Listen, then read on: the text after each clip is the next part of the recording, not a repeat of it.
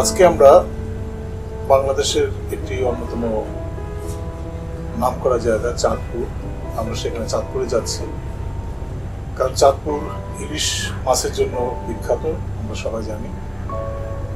সেই ইলিশ মাছ কিভাবে হয়, কোথা থেকে ধরা হয় এবং এটা কিভাবে বিক্রি হচ্ছে, এগুলো দেখার জন্যই আজকে আমরা যাচ্ছি চাঁদপুরে। কারণ আমাদের উদ্দেশ্য হচ্ছে যে ট্যুরিজমের নতুন কনসেপ্ট, ইলিশা ট্যুরিজম যেটা বলছি আমরা, ইলিশ ট্যুরিজম, সেই ইলিশ ট্যুরিজম ইন্ট্রোডিউস করতে হলে পরে কী কী করতে হবে, অসুবিধাগুলো কী, আমরা সেগুলোই আজকে চাঁদপুরে দেখতে যাচ্ছি। আমরা এখনই চাঁদপুরে পৌঁছাবো।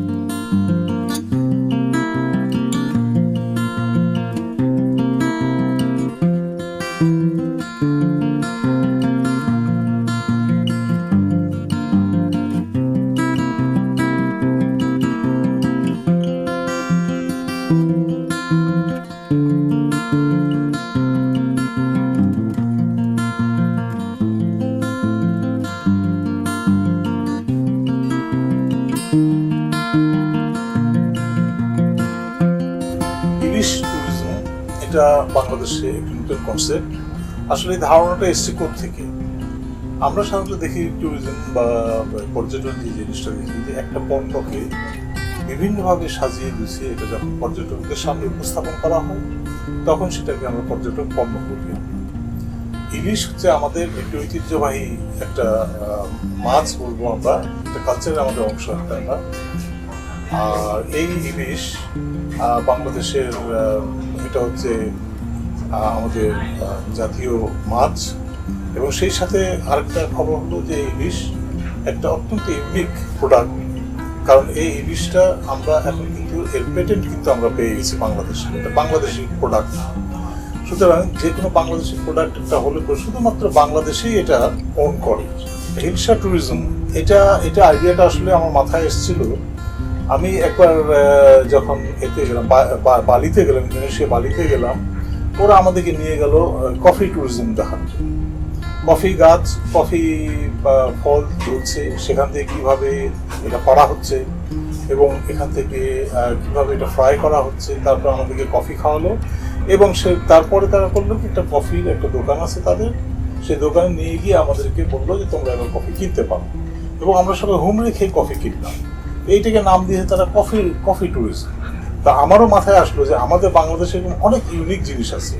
ইলিশ হচ্ছে আমাদের একটা অত্যন্ত একটা গুরুত্বপূর্ণ আমাদের কালচারের বৈশিষ্ট্য আমাদের। তো সুতরাং আমি চিন্তা করলাম যে আমাদের ইলিশ ট্যুরিজম কেন হতে পারবে না, অবশ্যই এটা নিয়ে আমরা এগিয়ে যেতে পারবো। এবং এর থেকেই কিন্তু আমার মাথায় এসছে যে ইলিশা ট্যুরিজম করা যেতে পারে কি।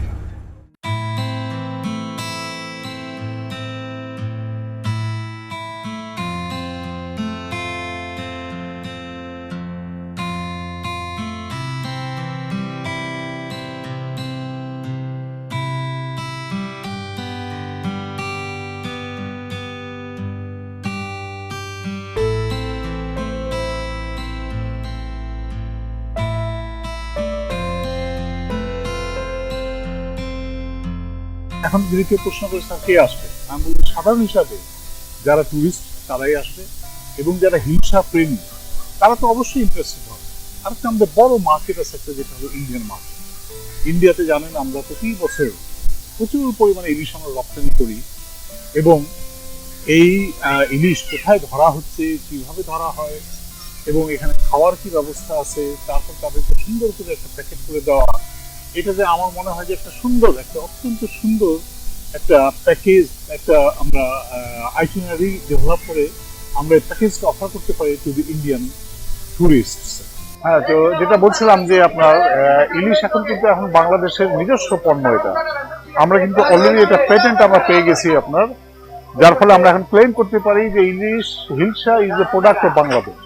এখন এটার যে আপনার জীবন বৃত্তান্ত আছে, এটার উপরে কিন্তু আমরা একটা সুন্দর এখানে একটা মিউজিয়াম করতে পারি চাঁদপুরে আমরা। তো যার ফলে হয়েছে কি, তারা আপনার এখানে এসে ইলিশ ধরা দেখতো, ইলিশ খেত, এবং সেই সাথে তারা ইলিশ আপনার সুন্দরভাবে প্যাক করে নিয়ে কিনে তারা আপনার ঢাকা দিতে পারতো। এই আপনার নদীটা এত বড় নদী, মেঘনা নদী, এইরকম ধরনের নদী পৃথিবীর বহু কম দেশে, অনেক কম দেশেই কিন্তু আছে। এই নদী দিয়ে দেখেন ট্রলার যাচ্ছে, নৌকা যাচ্ছে, সেই সাথে কার্গো শিপও যাচ্ছে, এবং বড় বড় লঞ্চগুলো চলে যাচ্ছে ঢাকা থেকে দেশের এক প্রান্তে। তো আমাদের গর্ব, আমাদের বাংলাদেশের যে নদী এবং আমাদের যে উর্বর জমি, গাছ, জঙ্গল এবং পাহাড় আছে, সমুদ্র আছে, এই সব মিলিয়ে কিন্তু বাংলাদেশ। আমি সবশেষে যেটা বলতে চাই সেটা হচ্ছে যে হিলসা ট্যুরিজম কনসেপ্টটা বাংলাদেশের নতুন, এটা আরো কত এফেক্টিভলি কিভাবে করা যেতে পারে তুমি আমাদের অনেক গবেষণা করা দরকার আছে। এবং আমি আশাবাদী যে ট্যুরিজমের অন্যান্য প্রোডাক্টের মধ্যে আমরা ইলিশটাকে, যেটা আমাদের নিজস্ব প্রোডাক্ট, সেই ইলিশটাকেও আমরা ট্যুরিজমের একটা সাকসেসফুল প্রোডাক্ট হিসেবে আমরা প্রতিষ্ঠিত করতে পারি।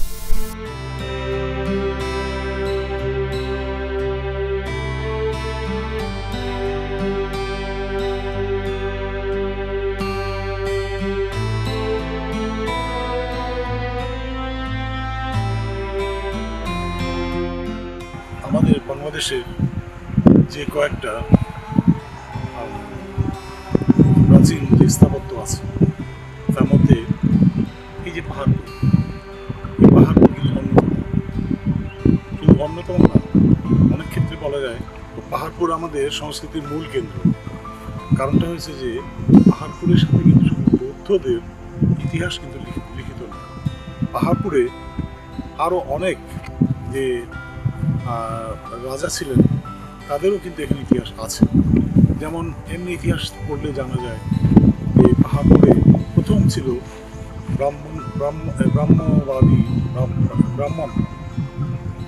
ব্রাহ্মবাদী বা ব্রাহ্মণ যে ডাইনাস্টি, তারা ছিল প্রথম।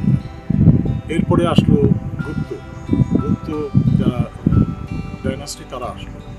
তারপরে সব শেষে আসলো পাল। এবং পাল যখন আসলো তখন পাহাড়পুরে আমাদের খুব পরিচিত একটি নাম অতীশ দীপঙ্কর পাহাড়পুরে এসেছিল। এবং ওই তখন থেকেই সত্য কথা বলতে গিয়ে এখানে পাহাড়পুরে বৌদ্ধ যে কালচার, সেই কালচারটা শুরু হতো। পরবর্তী ক্রমে পাহাড়পুরে অনেক উত্থান পতন হয়েছে, পাহাড়পুর ধ্বংস হয়ে গেছিলো, একবার আগুন লেগে পড়ে গেছিলো গোড়াটা। এরপর যেটা আছে যে পাহাড়পুর এককালে বিরান হয়ে গেল, এখানে রাজারা আসতে দিত না কাউকে, যার ফলে পাহাড়পুর পুরো একদম ঢেকে গেল এবং ঢেকে গিয়ে একটা স্তূপার মতো সৃষ্টি হয়েছে, এই জন্য এটার নাম পাহাড়পুর। তো পাহাড়পুরে যেটা দেখা যাচ্ছে ওইটাকে আমরা কিন্তু বলি সোমা বিহারা। এই সোমা বিহারা আমরা যদি একটু দেখি যে চারপাশে যে ছোট ছোট যেগুলো এই ঘরের মতো আকৃতি যে জায়গাগুলো আছে, এখানে কিন্তু বৌদ্ধ ভিক্ষুরা থাকে এবং এখানে তারা যোগা মানে যোগ করতো, ইয়োগা করতো। এখানে তারা আপনার বিভিন্ন ধরনের তাদের যে ধর্মীয় যে সমস্ত রিচুয়ালস সেগুলো করতো তারা। পরবর্তী পর্যায়ে যখন পাহাড়পুরে এক্সকাভেশন হলো, পাহাড়পুরে যখন খনন কার্য শুরু হলো, এটা খুব অবাক বিষয় যে এই খনন কার্য করতে গিয়ে সেখানে মুসলিম স্থাপত্যের কিছু নিদর্শন পাওয়া যায়। কিন্তু এরা কিভাবে এখানে এসছে এবং এখানে কিভাবে এগুলো স্থান মিলল, এগুলো কিন্তু আমরা এখন পর্যন্ত ইতিহাস বের করতে পারি। সবচেয়ে মজার বিষয় হলো পাহাড়পুরে কিন্তু বৌদ্ধ কিন্তু কখনো আসেনি।